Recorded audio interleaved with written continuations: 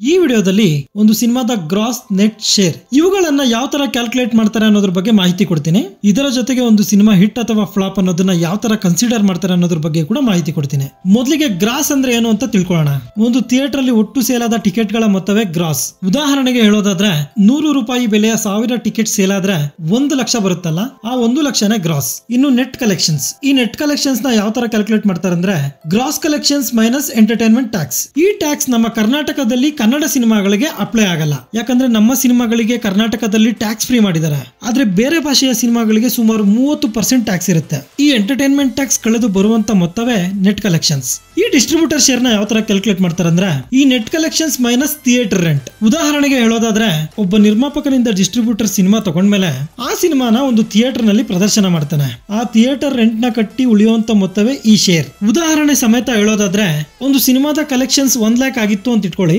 ಆ 1 ಲಕ್ಷಲ್ಲಿ theatre rent ಒಂದು 20,000 ಅಂತ ಇಟ್ಕೊಳ್ಳಿ. ಆ 1 ಲಕ್ಷಲ್ಲಿ 20,000 ಕಳೆದು ಏನ್ 80,000 ಉಳಿಯುತ್ತೆ ಅದನ್ನ ಶೇರ್ ಅಂತಾರೆ. ಆ ಶೇರ್ ಅನ್ನ ಡಿಸ್ಟ್ರಿಬ್ಯೂಟರ್ ತಗೊಳ್ತಾನೆ. ಈ ಥಿಯೇಟರ್ ಗಳ ರೆಂಟ್ ಬಹುತೇಕ ವೀಕ್ಲಿ ಒನ್ಸ್ ಇರುತ್ತೆ.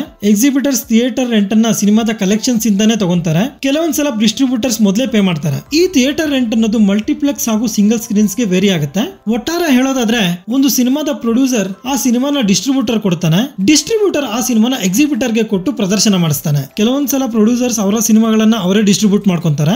ಯಾವಾಗ ನಿರ್ಮಾಪಕರಿಗೆ ಅವರ ಸಿನಿಮಾಗಳ ಮೇಲೆ ಅತಿಯಾದ ನಂಬಿಕೆ ಇರುತ್ತೆ ಅವಾಗ ಈ ತರ ಆಗುತ್ತೆ. ರಿಸ್ಕ್ ಬೇಡ ಅನ್ಕೊಳ್ಳೋರು ಕೆಲವೊಂದು ಏರಿಯಾನ ಅವರೇ ಇಟ್ಕೊಂಡು ಉಳಿದ ಏರಿಯಾಗಳನ್ನ ಬೇರೆ ಡಿಸ್ಟ್ರಿಬ್ಯೂಟರ್ಸ್ ಗೆ ಕೊಟ್ಟಿರ್ತಾರೆ. ಇನ್ನು ಕರ್ನಾಟಕದಲ್ಲಿ ಏರಿಯಾ ವೈಸ್ ಡಿಸ್ಟ್ರಿಬ್ಯೂಷನ್ಸ್ ನ ಡಿವೈಡ್ ಮಾಡೋದಾದ್ರೆ ಬಿಕೆಟಿ, ಮುಂಬೈ ಕರ್ನಾಟಕ, ಹೈದರಾಬಾದ್ ಕರ್ನಾಟಕ ಹಾಗೂ ಕರಾವಳಿ ಕರ್ನಾಟಕ ಅಂತ ಡಿವೈಡ್ ಮಾಡಿರ್ತಾರೆ. ಬಿಕೆಟಿ ಅಂದ್ರೆ ಬ್ಯಾಂಗ್ಳೂರ್, ಕೋಲಾರ, ತುಮಕೂರು ಬರುತ್ತೆ. ಮುಂಬೈ ಕರ್ನಾಟಕ ಅಂದ್ರೆ ಹುಬ್ಳಿ, ಬೆಳಗಾಂ ಬರುತ್ತೆ. ಕರಾವಳಿ ಕರ್ನಾಟಕ ಅಂದ್ರೆ ಮಂಗಳೂರು ಹಾಗೂ ಉಡುಪಿ ಬರುತ್ತೆ. ಎಂಎಂಸಿಎಚ್ ಅಂದ್ರೆ ಮಂಡ್ಯ, ಮೈಸೂರು, ಕೂರ್ಗ್ ಮತ್ತು ಹಾಸನ್ ಬರುತ್ತೆ. ಎಸ್ಸಿಬಿ ಅಂದ್ರೆ ಶಿವಮೊಗ್ಗ, ಚಿಕ್ಕಮಗಳೂರು ಹಾಗೂ ಭದ್ರಾವತಿ ಬರುತ್ತೆ. ಹೈದರಾಬಾದ್ ಕರ್ನಾಟಕ ಅಂದ್ರೆ ಬೀದರ್, ಗುಲ್ಬರ್ಗಾ ಮತ್ತು ರಾಯಚೂರು ಬರುತ್ತೆ. ಈ ಏರಿಯಾಗಳಲ್ಲಿ ಒಂದು ಸಿನಿಮಾದ ಸಕ್ಸಸ್ ನ ಡಿಸೈಡ್ ಮಾಡೋದು ಬಿಕೆಟಿ ಭಾಗ. ಯಾಕಂದ್ರೆ ಬಿಕೆಟಿ ಬೆಂಗಳೂರು ಬರೋದ್ರಿಂದ 50% ಆಫ್ ದ ಕಲೆಕ್ಷನ್ಸ್ ಇಲ್ಲಿಂದಾನೆ ಬರುತ್ತೆ. ಈ ಡಿಸ್ಟ್ರಿಬ್ಯೂಷನ್ ವಿಚಾರದಲ್ಲಿ ಪ್ರೊಡ್ಯೂಸರ್ ಹಾಗೂ ಎಕ್ಸಿಬಿಟರ್ ಒಂದು ರೀತಿ ಸೇಫ್ ಆಗಿರ್ತಾರೆ.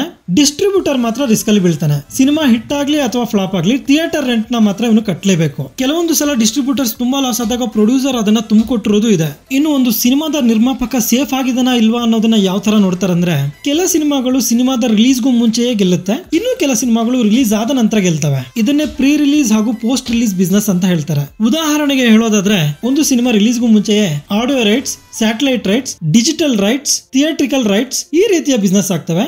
ಇನ್ನು ಪೋಸ್ಟ್ ರಿಲೀಸ್ ರೀಮೇಕ್ ರೈಟ್ಸ್ ಹಾಗೂ ಡಬ್ಬಿಂಗ್ ರೈಟ್ಸ್ ಅಂತ ಬಿಸ್ನೆಸ್ ಮಾಡ್ತಾರೆ.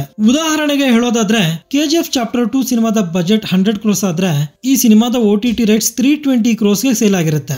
ಇಲ್ಲಿ ನಿರ್ಮಾಪಕ ರಿಲೀಸ್ಗೂ ಮುಂಚೆಯೇ ಸೇಫ್ ಆಗಿರ್ತಾನೆ. ಇದರ ಜೊತೆಗೆ theatrical business, audio rights, dubbing rights, theatrical rights ಕೂಡ ಈ ಸಿನಿಮಾಗೆ ಬಂದಿರುತ್ತೆ. ಈ ತರ ಕೆಲವೊಂದು ಸನ್ನಿವೇಶಗಳಲ್ಲಿ ನಿರ್ಮಾಪಕ ಸಿನಿಮಾದ ರಿಲೀಸ್ಗೂ ಮೊದಲೇ ಸೇಫ್ ಆಗಿರ್ತಾನೆ. ಆದ್ರೆ ಈ ತರದ ಬಿಸ್ನೆಸ್ ಎಲ್ಲಾ ಸಿನಿಮಾಗಳಿಗೂ ಆಗಲ್ಲ.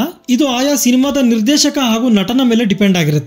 ಸೊ ಇದಾಗಿರುತ್ತೆ ಒಂದು ಸಿನಿಮಾ ಯಾವ ತರ ಬಿಸ್ನೆಸ್ ಮಾಡುತ್ತೆ ಅನ್ನೋದ್ರ ಬಗ್ಗೆ ನನ್ನ ಒಂದು ವಿಡಿಯೋ.